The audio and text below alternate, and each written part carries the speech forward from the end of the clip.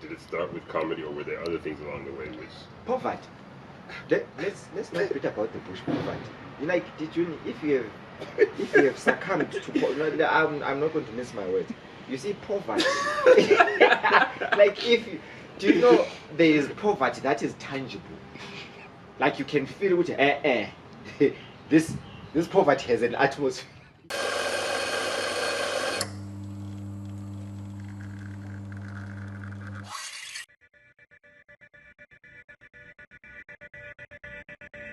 Green light, you know the deal.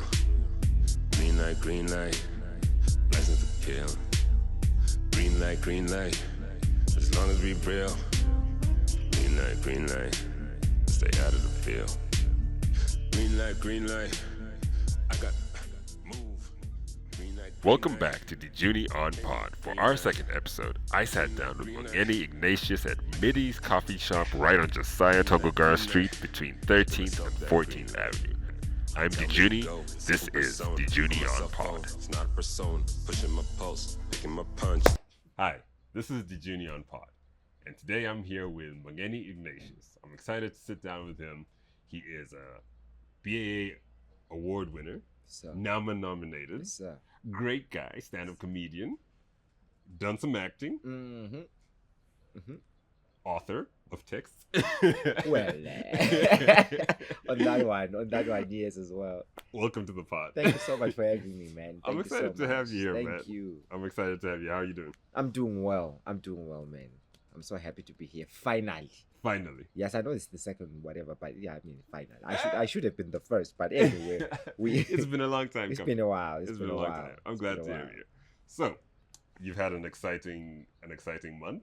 Yep. You had a lot going on in Harare. Tell us about that. Whew, bro. I mean, first and foremost, to go to Harare for free. Let's put that one on the map. I mean, from the time the year started, I was not looking forward to me being nominated for the NAMA. I didn't see that one coming like at all. And then when I got the message, like, you know, you'll be expecting the message from NAMA, but then people start sending the message to you. So like that comes on another level. It's a sign that it's on another level.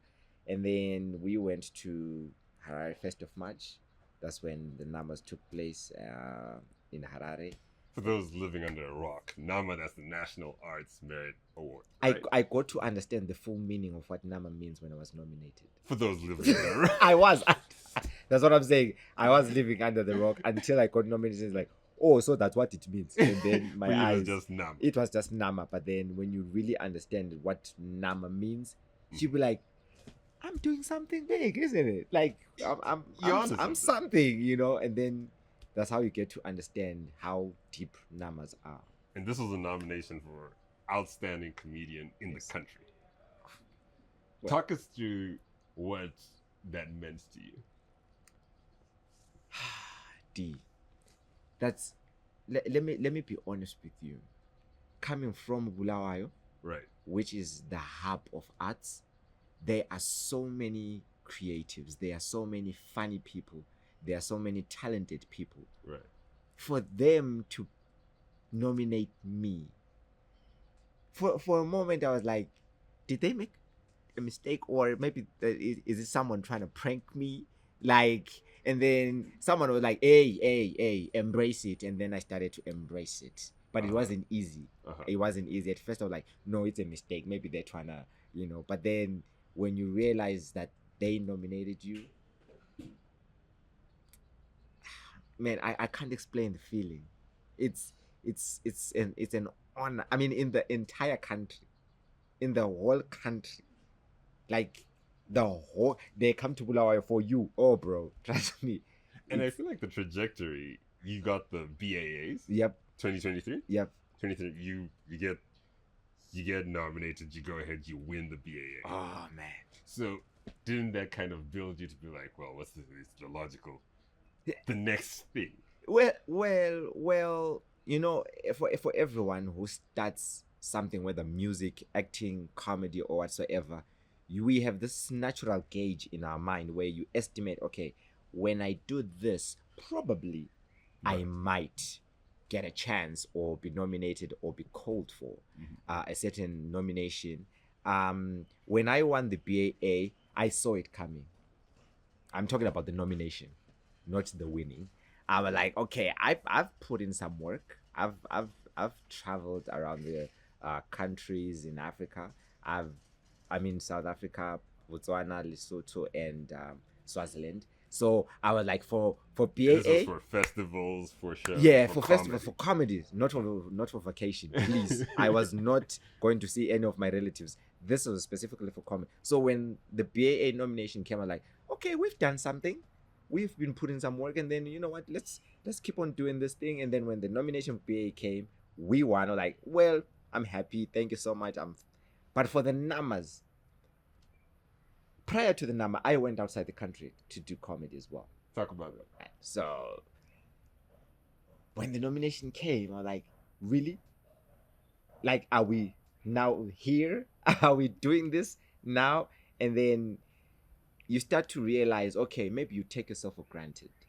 Maybe you are not even aware of, because most of the time we want validations from people, yet we don't have time to give credit to us. Like we don't accept our achievements. You know, if Dijuni didn't tell me, oh Mbongeni, you've been doing A, B, C, D, when Nama calls you, oh yeah, I feel like I deserve it because Dijuni told me. So most of the time we seek validations from people.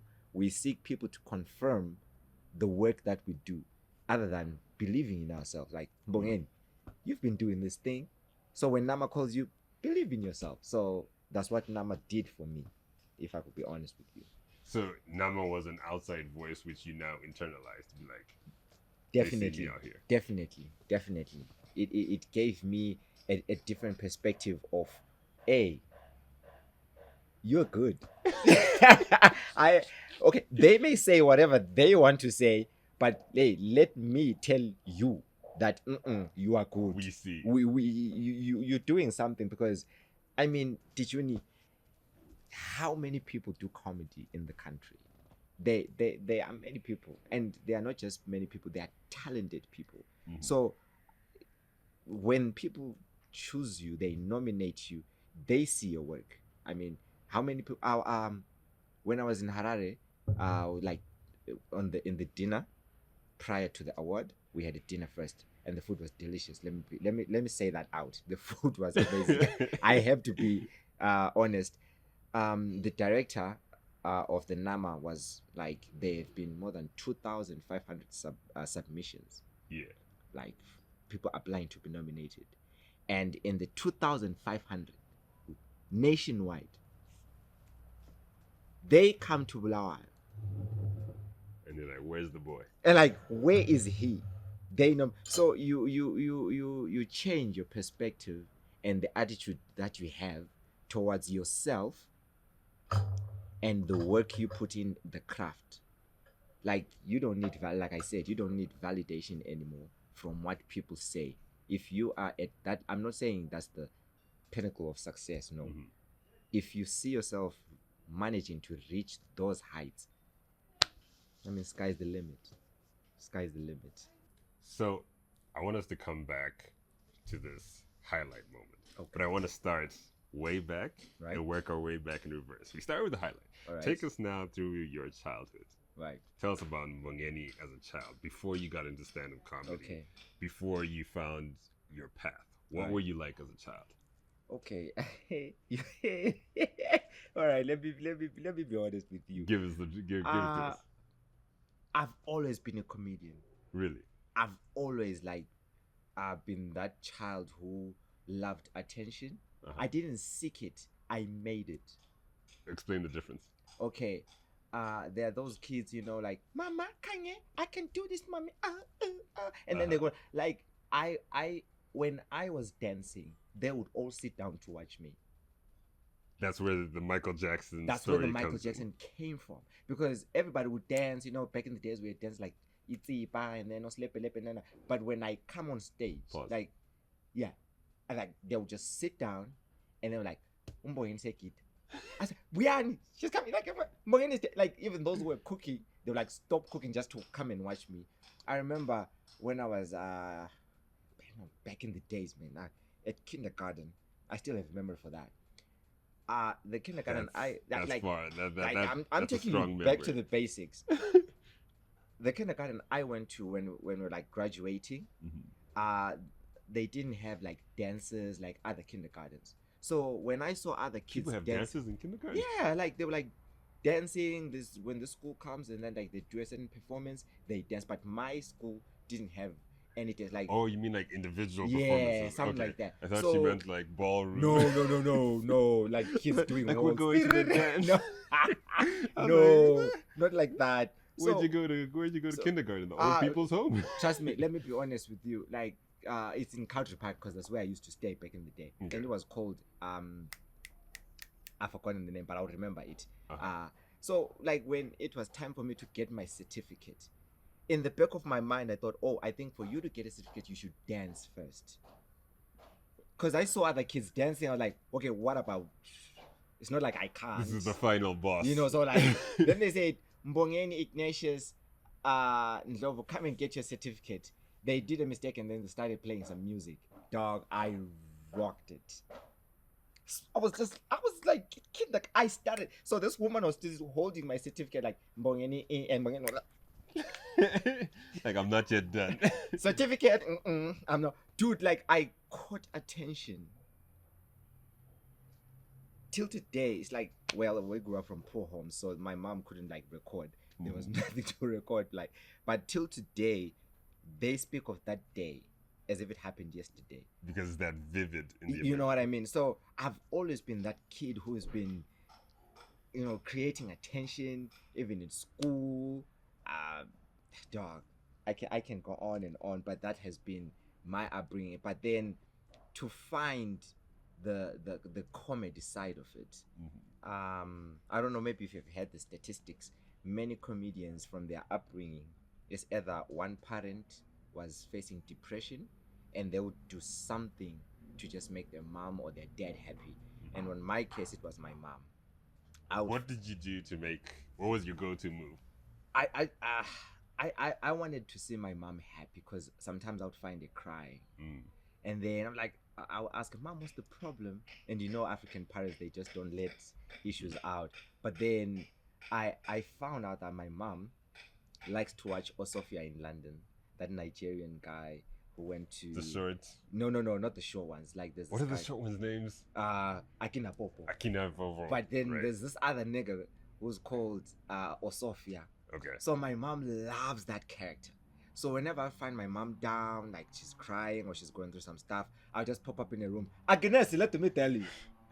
You see, if I grow up, I'll make so much money that I'll take you to other countries. And then my mom will just start laughing. I'll keep on making it. I didn't realize that I was getting the character of learning how to imitate people's voices. So I moved from Osofia to Robert Mugabe's voice. Ndakauya izvuzvi kuti nditonge atitye isusu. You are now one part. Dude, I started moving from character to character to character, to my pastor in church, to my teachers in class, to my coach because I used to play soccer as well. I started like having this affection for like imitating people's voices. Building almost like a catalog. Like, to an extent that the time I realized I could, to me it looked normal, but then when I do it for people, they would laugh. Until I did it one time, ZITF hole number 1, I'll never forget that day. I got a standing ovation. That was your first standing ovation. It felt so good. When I was dancing like Michael Jackson. This is at ZTIF. Yeah, that was 2018. There were like 4,000 people. I imitated the president's voice. I got a standing ovation. I will never forget that moment. 4,000 people. I will never. Did you know? What Never. did it, like, bring us into the moment? Okay. You're on stage. You finish the last punchline. You see the crowd. Exactly. 4,000 of them. I think it was out of the point of I'm tired of dancing like Michael Jackson, because everyone is imitating Michael Jackson. There's this guy in Bulawayo. He's called Scooms, the moonwalker. When you see that guy, It's like Michael Jackson woke up from the grave. He is Michael Jackson from the nose, the makeup, the clothes he wears. No, I'm telling you the honest truth. Like, he is so Michael Jackson. And when I saw him, I was like, what's the difference between me and him? So yeah, the nose, because I have a hump on my. I was so desperate to do something different. So a lot of people on that day at ZITF were expecting a Michael Jackson performance. But then I told this other friend of mine, I said, leave the microphone there. On stage, just leave the microphone there. So the MC was like, let's welcome Mbongeni. There was no Ignatius then, but I was like, just like Mbongeni. And then, Mbongeni, okay, he's gonna do the Michael Jackson, do the moonwalk, stand on his toes, flip and do some spins. When I took that microphone, I didn't even know where I got this. I just took that microphone. I started to imitate the voice. I started with the voice of my pastor in church, and then I went to Robert Mugabe. When I did that, when I did that for the very first time in my life, the standing ovation, you're a comedian, you know what a standing ovation means. I never looked back. I never looked back. I cried. That day, my mom got a lot of phone calls about me than me giving him my school report card, because at school I was something else. But that day, people called my mom. Did you see Mbongeni? Mbongeni, sure. Is he like that? Some people discovered that my mom is my mom on that day. So it just opened up my world to, hey, if you stick to this, you can become something There's else. something there. You know what I mean? Weirdly enough, my impression was nowhere nearly as decent. Right. But I also started doing impressions of Mugabe, President Mugabe. I mean, when everyone I was a feared kid. him. I didn't have the awareness to know that this is something dangerous. Was he alive when he started? Yes. Oh, This was 2000. He was about to go, so that's when I was like, I think there's a chance. I was like, I wasn't doing it on stage. Okay. This was as a child. Yeah. So I did it for my mother. Right. And she really liked it. You see.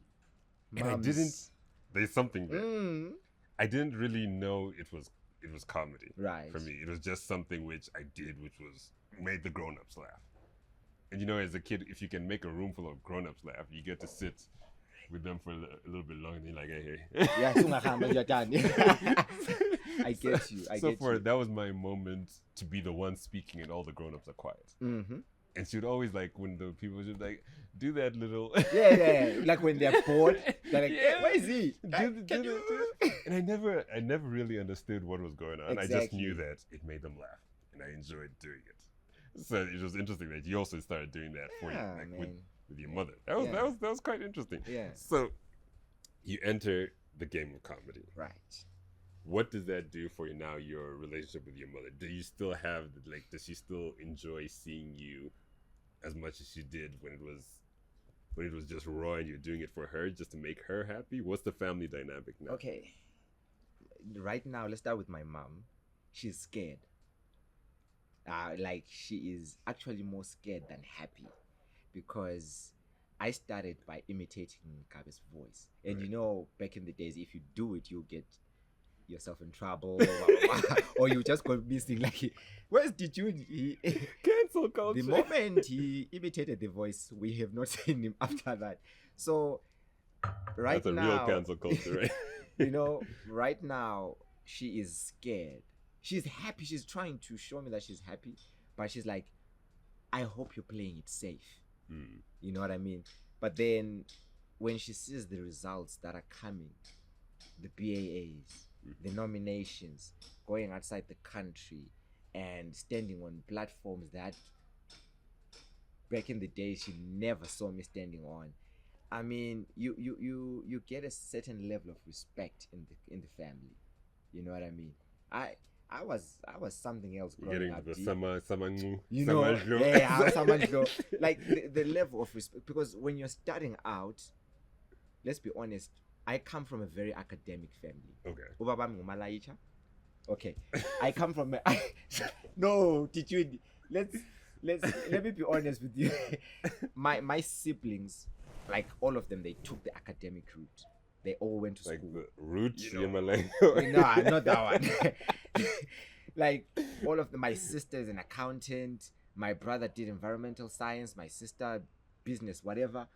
I'm the only one who are like, Kati, what do you want with your life? So like they were always inquisitive. They were worried. But then when they saw me being consistent in this comedy thing and how the trajectory of my success is just like you're just going, and then they're like, so Mbongeni is serious about this thing. The way you even talk about this comedy thing, I feel like that's a voice like, so he's doing this comedy. Yeah. So yeah, because one of my aunties asked my mom like, so he just makes people laugh. Go pela. Like, is it the only thing? You know what I mean? So they are not aware. It's so hard. Sometimes I wish I was born in a family which knows much about arts, because they would understand my frustrations sometimes. But then these guys are academics and they don't understand the pressures that the arts world comes with. You know, the pressure of planning a show, preparing a show, or going outside. You know what I mean? So for them it's still new, even till now. With the awards or nominations, to them they'll be like, so you came out of the newspaper, so you're going to Swaziland. Who's paying? Why will you be sleeping? Are you getting paid? Like, to them they're still accepting. So at first I was a bit, tight about it, but then I was like, you know what, I don't blame them. I'm the first one to do this, so I'm giving them some time. But then in terms of respect, man, this is different. It's coming in. You know, Christmases, they wait for you now. You know, like, he's going to be our MC for the day. Like, without him, you know, yeah, where is Mbongeni? No, it's different now. You know what I mean? It's different. You feel special. You know, you feel appreciated in the family. So you get your first standing ovation. Right. 4,000 people. Never forget This is it. your first time doing stand-up comedy. Where do you go from there? Because people chase a high like that in this game, right, for a long time. So right. Where do you go from there to enter comedy, and how does your journey begin in comedy? Let's be honest there. The first standing ovation was out of imitating someone's voice. It's not like we sat down and wrote some material. We were doing something that they resonate with, but to them it was new, right? So as you're growing into comedy, you can't go around imitating. Now you need to write some material. Like, I had to know, there's something called material, right? So I did it for those 4,000 people. They loved it, got a standing ovation. I was like, I'm the man. You know, I felt it. But then it was now time to go out and like learn how to do this thing. I didn't even know who to talk to, man. So where do you start? I didn't even. That's when reality hit that, okay, I want to do this thing, but then who can really give me the platform to do comedy like legit? This guy called Junior Box hits me up. Like, called who? Junior Box. Like, I have a Valentine modeling show that I'm doing, right? And then I want you to be the MC. I heard that you're good and you're funny. I'm like, okay, cool. So we are going to pay you $10. I'm like, $10 just to speak. I'm in. I'm in. I'm in. Like, okay. To be fair, that is the hourly wage in some places. Yeah, of which, you know, when you're starting out, money is not like the thing for you at the moment. But what you want is just exposure, because I wanted exposure. And then we agreed on the deal, like, okay, cool, bro. I'm going to be the host of the modeling show on Valentine's Day. We're going to be there. And then as we were working towards the show, he was like, I hear you do comedy as well. I was like, yes, I do comedy. So like, I want you to like do a 10-minute set. Like, what's a 10? What does 10? What does that mean? He was like, on top of that, I'm inviting one of the biggest comedians in Zimbabwe. He wa- that was the news I needed to hear for a long time. You're inviting a big comedian in Zimbabwe called Mafoti. I was like, Name so nice, you gotta say it twice. I was like, is he gonna be there? So I knew the moment Mafoti sees me performing, I'm gonna talk to the guy, and then maybe we're gonna organize a show, stuff like that. I was like, okay, if you want me to organize a meeting with you and Mafoti, I'm not gonna give you the $10. I was like, you know what? Keep your $10. I want to see this guy. So I risked my first payment for comedy to meet a comedian in order to do comedy. First big check. You know what I mean? So I got there. I started emceeing. You know, emceeing is easy because you're just following the program. You're just throwing some bit of jokes here and there. But then when Mafoti walked in, the guy was like, that's the comedian. I threw the program away. I started to do jokes. But then, you know, as a starter, like as a newbie in the comedy, I was like, okay, I've got my Mugabe impersonation here. Let me throw that one. I threw it. Mafoti laughed. And then I started impersonating this South African news reporter, weather forecaster. The guy, when he's like forecasting someone, he's funny. I started imitating the guy. He does weather like an auction. You know, like like he's auctioning. So I started doing that. And then Mafoti was like, who is this guy? Who is this guy? And then soon after the show, Mafoti was like going to do a show in Harare. And like, when I come back from Harare, me and you must talk. I got this. I was happy. Juni, I was happy. I didn't even care about the $10. What I wanted, I have it. And then Mafoti came back, started chatting. Okay, dude, on the 18th of March, 2020, You remember the dates, bro. That's how happy I was. He's like, I'm doing something called Are You Funny Bulawai? Okay. So write your jokes, do a 10-minute set, and then once we approve you, we'll take you to the next level. Like, bro, I got this. I made 4,000 people stand up and clap hands for me. I'm him. Yeah, I'm him. You know, I sounded like a hove. I'm him. And then 18th of March came. I went to perform at Are You Funny? So there were like seven people, right? 7 people were there. Mafoti was the 8th. So they were like, stand there, introduce yourself, and then you start. There I was, you know, with my 4,000. You know, with What's my with my standing ovation walk. I got there, I stood. Juni, I had my jokes, right? Like, so I wrote some funeral jokes, how people cry on funerals, and I'm like, you know what? If those guys laugh there, I'm gonna kill it now, right? I got there, right? My name is Mbongeni Ignatius. I'm gonna do some jokes. I'm a stand-up comedian, right? Okay, Mr. Mbongeni, the stage is yours.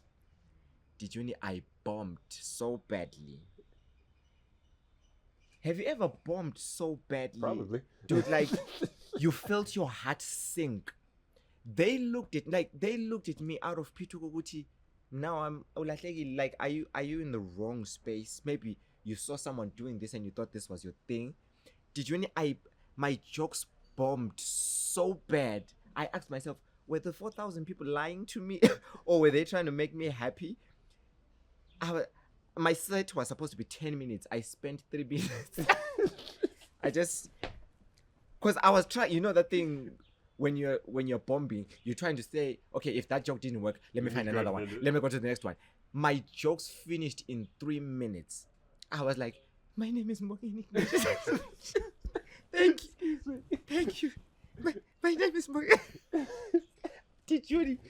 I prayed for the world to open up and swallow me, but the world was like, not this time. I walked out, tears all over my eyes. You know the thing when they say, we will call you. You know what we will call you, and you know we will call you. There's no airtime. But as I walked out, one guy I will never forget, T Wanda. He said, my guy, I saw you when you're doing comedy. You've got the body movements as you were doing your jokes. but then you need to work on some areas. I was crying. He said, just go and work on some areas, but you've got there. I believe in you. And like, I quit. Like, you know what? This comedy thing, I don't think I have it. You know what? Let me stick to my Michael Jackson dancing. Forget about comedy. My 40 called me 28 March. He said, you know what? Let's give it another try. There was supposed to be a show 28 March 2020. Then COVID hit. No comedy show. The show was cancelled. So from March up until October. You're sitting with the last performance. Dude. Because they say you're only as good as your last performance. But then, to my, like COVID, for some people, yeah, it was terrible. But for me, it gave me room to work on my thing. No, I was going nowhere, no job at home with Wi-Fi. I would watch the Kings of Comedy from 8 a.m. to 5 p.m. I'm scared of you, Bernie Mac. I would meditate on Bernie Mac the whole day. That's why I tell most people I'm a COVID comic, because COVID helped me to really gain, build your muscles. You know what I mean? Up until October, my 40 hit me up. Like, dude, I'm doing a show 30 and 31st. I want you to perform on the 31st. This is October when? 2020, same year. 2020. You know, and then like people wearing masks. You know, there were there's Being COVID weird. Restrictions and whatever. Stay over there. I told my Can I family, get COVID through the mic. dude. Different. I did COVID with a mask on. I mean, I did some jokes with mask on. With gloves. That's how bad it was. Like, have you done jokes with gloves on? Like Dude, those, with a cast you on, know, bro. those hospital gloves. Yeah. I did jokes. You know, comedy, it has to do with facial expression and Right. whatever. But I had a mask on. So the first day came, my 40 and this other guy, I don't know, like he quit comedy. I don't know who he is now. I don't like. I'm not gonna lie. I only remember my 40. The other guys were on the lineup. Then yo, I think right now he does agriculture or something like that. He's into farming, but you know, he was, so you know the thing when you see someone's face on the poster, like, hey, this guy is good. You know, you've never seen him perform, but you know his posture on the poster looking like he's gonna do something big. I'm like, hey, Lapa, I'm dead. What is it with people in posters? You know, yeah, that thing, like, I'm the man. People love You know, being on. come on. Posters. So like, my performance was scheduled for the 31st of October. Right. So I told my family, they came out. That's Halloween. You know what I mean? Like, Is this? wait, I don't know anything about Halloween. That's Anyway, so Pumpkins all year round. you know, it was sold out when I was the one performing. So on the 31st, it was my 40, me, and this other guy called Charlotte. That's not the agriculture. No, that's not the agriculture guy. So Charlotte What does went he grow? first. Charlotte went first. No, my 40 went first. Then Charlotte. Then I was the closing act. Mm. Did you need? I got a standing ovation, man. Again. Ah. That performance. That's when I came out with the Burnside jokes. The Berg, how South Africa has Pietermaritzburg, Johannesburg, you know, Soweto Berg, and then in Bulawayo here we have Burnside, Hillside, and this one which is still at development level, Mbongeni. Dude, when I did that Mbongeni side joke,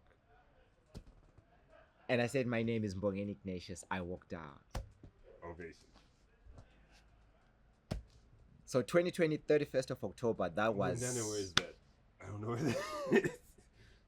Next to Kadri? It's I've never been there, but that's all I can say about Mbongeni. But then 2020 October 31st, that's when Bulawayo started to know Mbongeni has arrived. Ignatius. So, you have these big moments early on. Yep.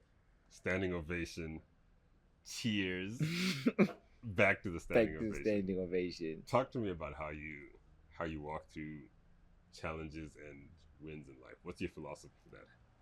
I think for me, nothing just happens. I mean, everything happens for a reason. You know, it's either it's there to push you to become better. You know, everything prepares you for what's to come. You know what I mean? So when I got the 4,000 standing ovation, it was preparing me to get ready to go to a certain level. And then when I was down, it taught me to, you know what, you are down, but there's another way and it's called up. So get ready to be propelled and thrust to another level. You know, I think it happens in life where there must be a balance of both. No, you can't be good all the time. It can't work out well all the time. You have to taste both worlds. So as I said earlier, you have to understand the frustrations that comes with being in the industry. So those ups, downs. Today you get standing. Today people are like, is he really a comedian? Those moments like really bring out the best in you and the worst in you sometimes, but you just have to remain positive. And for some reason, comedians, the best stories come out of the low times. Yes, sir. The bombs, Yeah. the times Yeah. when the stage completely eats you up. Yes. And you know, in comedy, we call it dying. Like you die on stage, you know. So those moments, they really test you, man. They really test your patience. So, what's the voice now? Because at first it was an external voice to say, "Oh, he does this." Right. For you now, at this point where you're at, where's the voice which says, "I'm here" or "I'm not here"? What's the measure for you? Okay, the voice now is different from when we started. The voice is actually saying, should we keep going? Should we keep going? You question whether or not. Yeah, because the further you go, there are always new challenges. You know what I mean?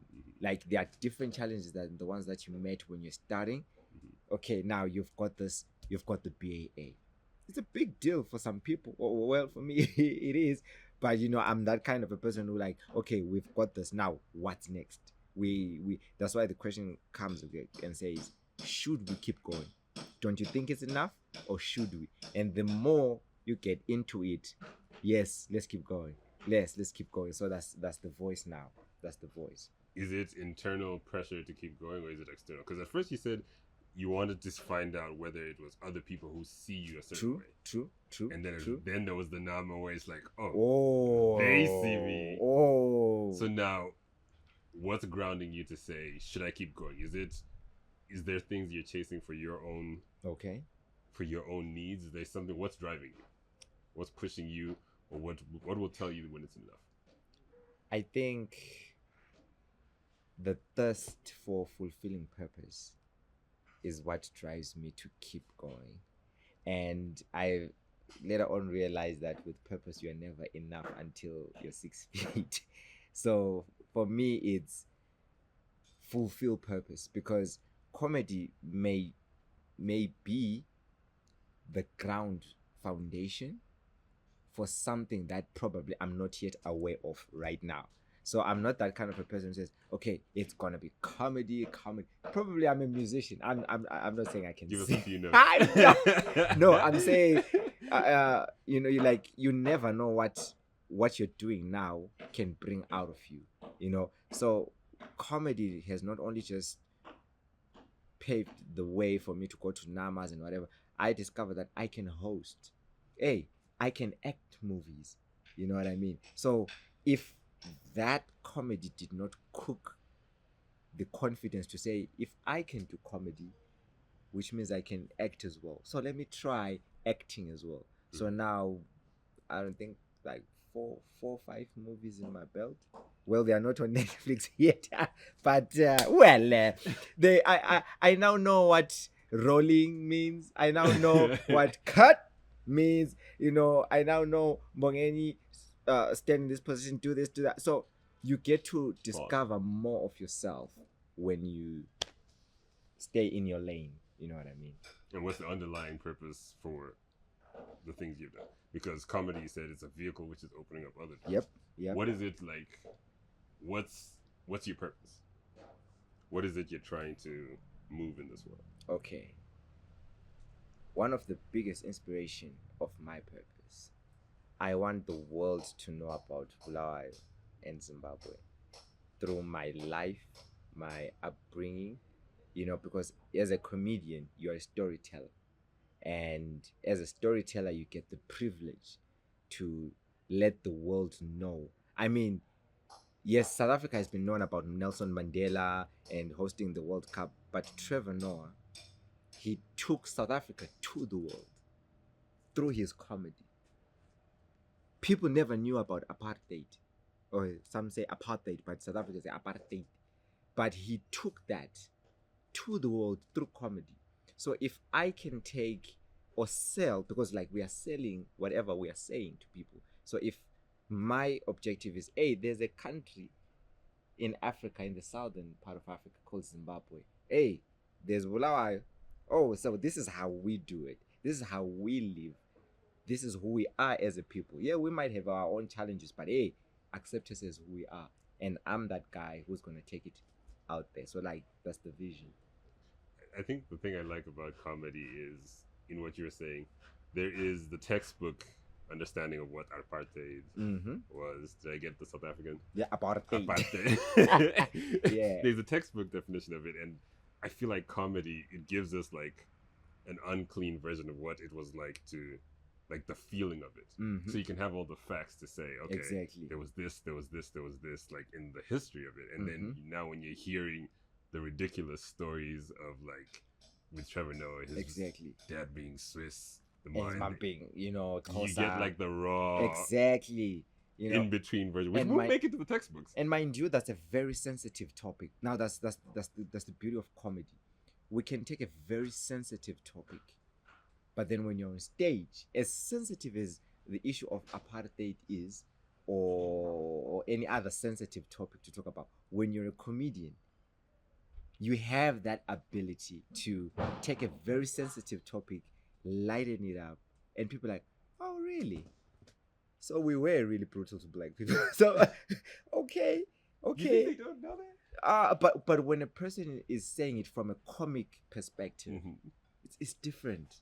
That's the beauty of comedy. There's no other art that can do it the way comedy does it. I'm telling you the honest truth. So we can take a very, very sensitive, because you read the comedy Bible, Judy Carter. Yeah. She said it's about creating an atmosphere where it's sensitive, and people are like, ooh, okay. For example, here in Zimbabwe, exactly, here in Zimbabwe, you can't do a joke about the president. But then when you say the name of the president, like, ooh, after this show, he's gone. He is gone. We are not going to see him. But then there's a way to just slide it in, and then people they laugh. In Swaziland, we were told the moment I arrived, don't jokes about the king. It's sensitive, but then a comedian from Swaziland did a joke about it. I'm like, what? Did he? Did he just do a joke about that? But then that's comedy, man. It's comedy. I remember when we were in Harare shooting the Doc Vigila show. Yep. There was one guy, he was a comedian, but he was also part of the directing team. Okay. And so they came and they gave us this brief about what to say.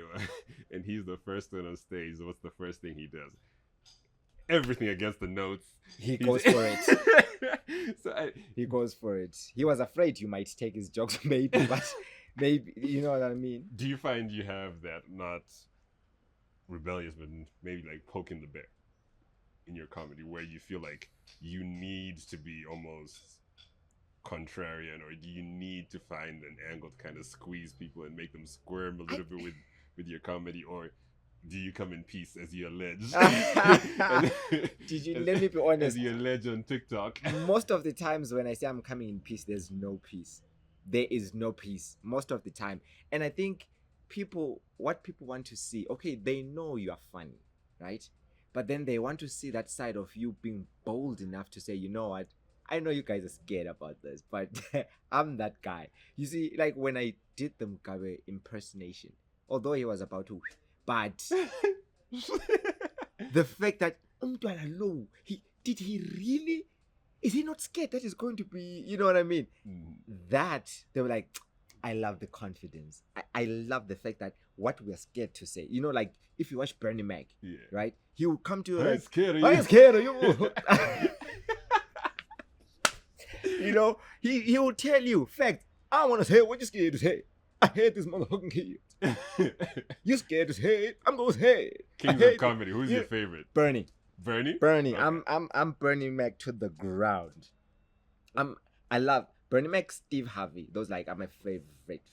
For But me, it's Bernie. Bernie and DL. Oh, I can't get enough of DL. Man.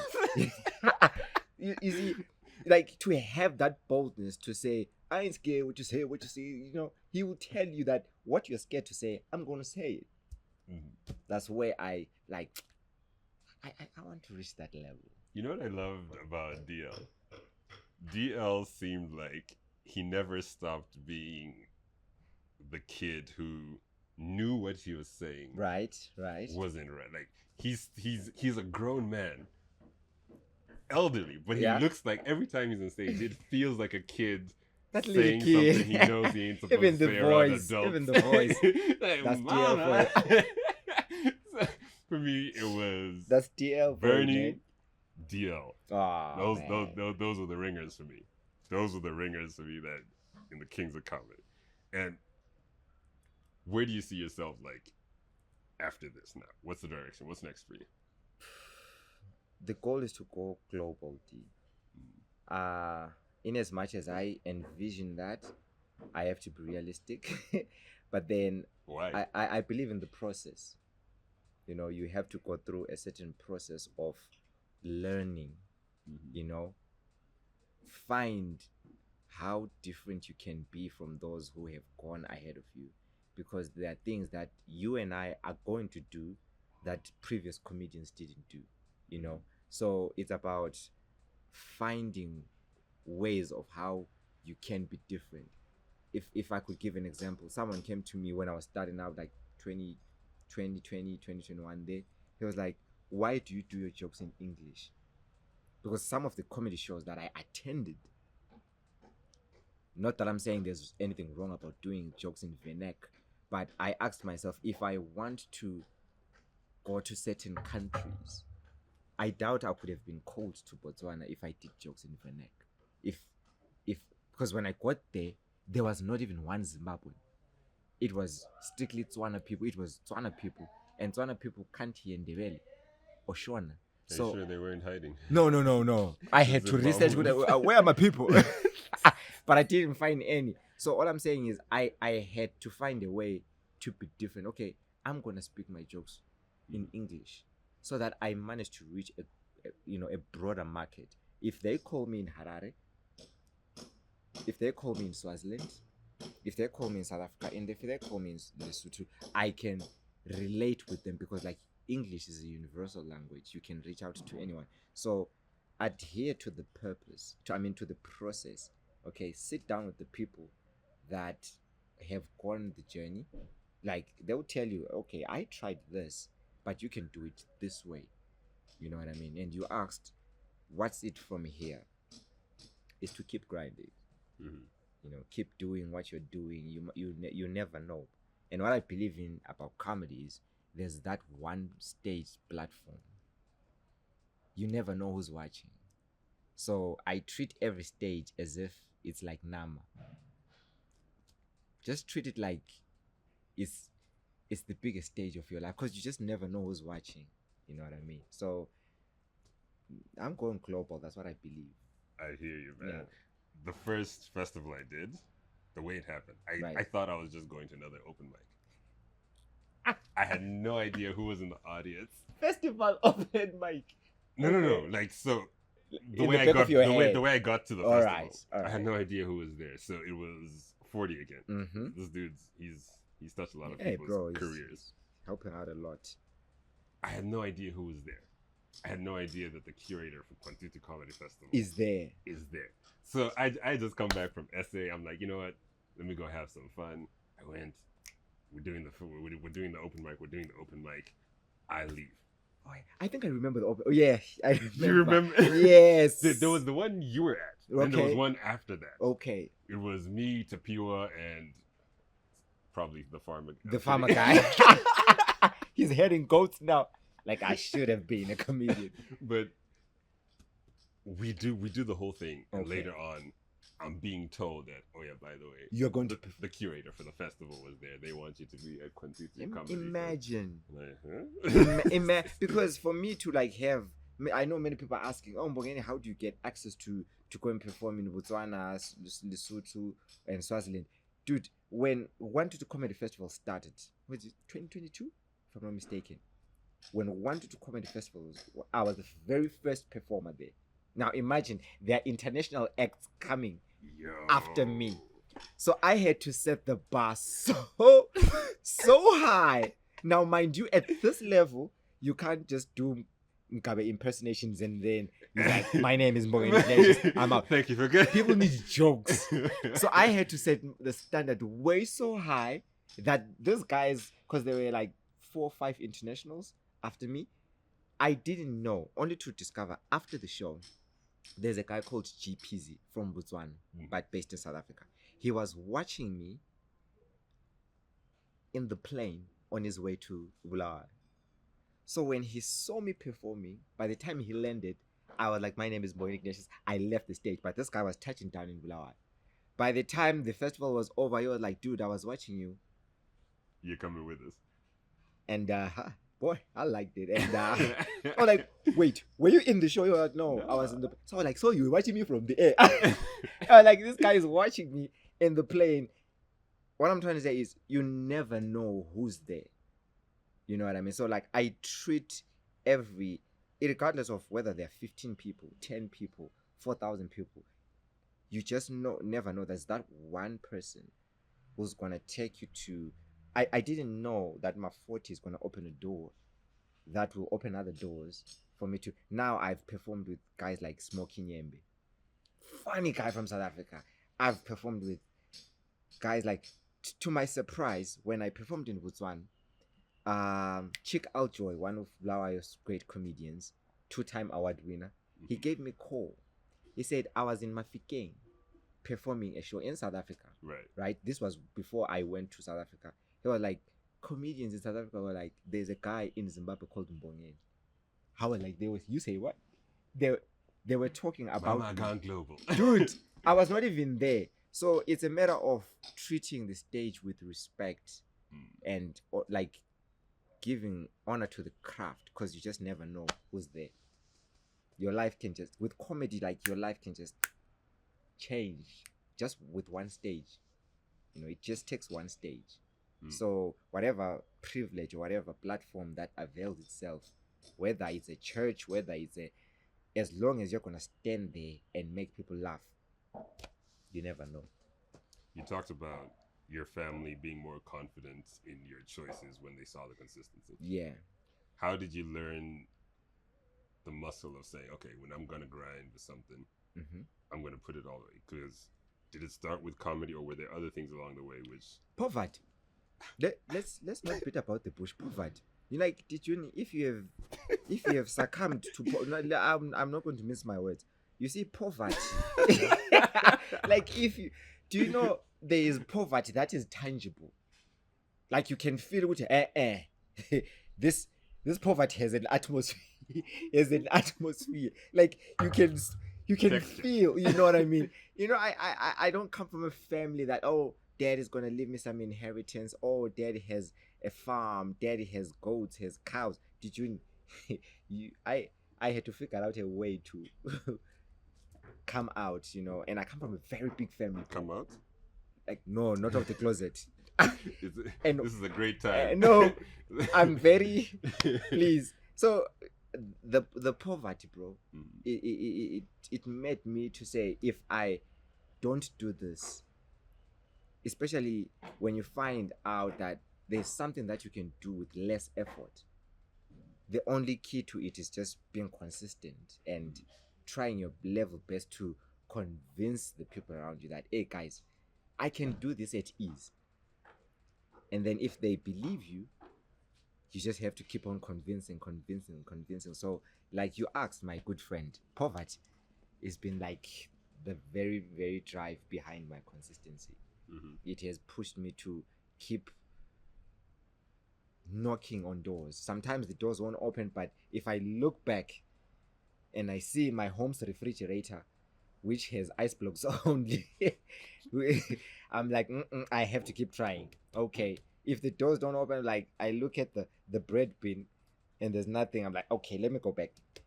Can I keep knocking? Can I keep trying? And then you never know, D. You never know. You never know. Do you own your own like bread bin? Well, it's my mom's bread bin. It's my mom's bread bin, but you know what's mine is hers.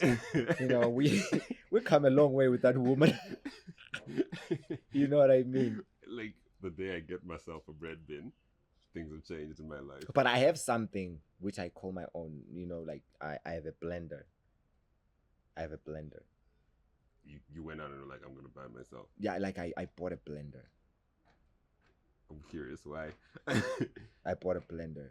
You know, like when I discovered how much I need to work on my weight. You know, I buy some fruits here and there, and then put them in the, you know, just to amplify myself. I need to gain some flesh, because whenever I go to do comedy, I'm like, did you know? Whenever I go to do comedy in other countries, you know, like I'm you like the Zimbabwe? Yeah, I'm misrepresenting my countrymen. Like they like, hey, Zimbabwe lamba ne, hey bro, like, are you okay? Are you okay, Joe? So I ended up buying a blender. Like I can't eat fruits, you know. I had to find a different way of eating fruits. I had to blend them, and then like that thing looks cool. Why don't you like eating them? What? Why don't you like eating them? Like when I eat them, I feel like they don't. I have to like. I want to drink like I want to drink. Fancy. Yeah, you know, look like, you know. I'm a Nama nominee now. So you know, I've been nominated for Nama. I have to try things in a different way. I can't do things like a BAA with. So as the career progresses, less chewing, more smoothies. Yes, more smoothies. That's your advice to the So young like they even at home, they know you don't touch my blender. It's my blender. Back in the day, it used to be the father's chair. Now it's the father's Nah, blender. I'm The changing the standards are perspective. changing. Man, I appreciate it. Mbongeni, thanks for joining us. Wait, before you close, I haven't sipped this thing in a while. Mm-hmm. It's not a smoothie, but it's technically ground. Well, What is in a chai latte? Is it beans? Do you say chaya? Chai? Chai latte. I'm gonna. There's a machine to make a chaya latte. I believe. So. Like it's like a blender, like for coffee beans. Like, is it the same thing? I know they're ground. It's not like a blender, but it makes the same sound. So I speak highly of a blender because like that's the only thing. I've never been like a coffee person, but I think it's called a grinder. Can we call it a coffee blender? No. Coffee blender? No, it's a grinder, because like you have to like grind the. You were there when they were doing the video. Yeah. I might consider getting that. just buy a whole store. Just have it like as an extension to your life. Just buy a whole coffee store. No one touches smoothies it. on this side. No customers. No, it's just like personally owned. Personally for me. My assets. Oh man, thank you for joining us. We gotta have you back here for another chat soon. Thank you so much, man. I appreciate it, D. Ladies and gentlemen, Mbongeni Ignatius. Brother, inshallah. Huh? Brother. You said insha what? You taught me this thing. Insha what? Inshallah. Oh, inshallah. You taught me. I don't even know what it means. I hope there's no bomb after that statement. Well, funny you mentioned it. You say inshallah. I want to stop you right there, mate. What are you saying about the Hawa people? Are we gone? Are we still on? We can stop rolling right there. Ladies and gentlemen, thank you for joining us. This is the Junior Pod. We'll see you for the next one.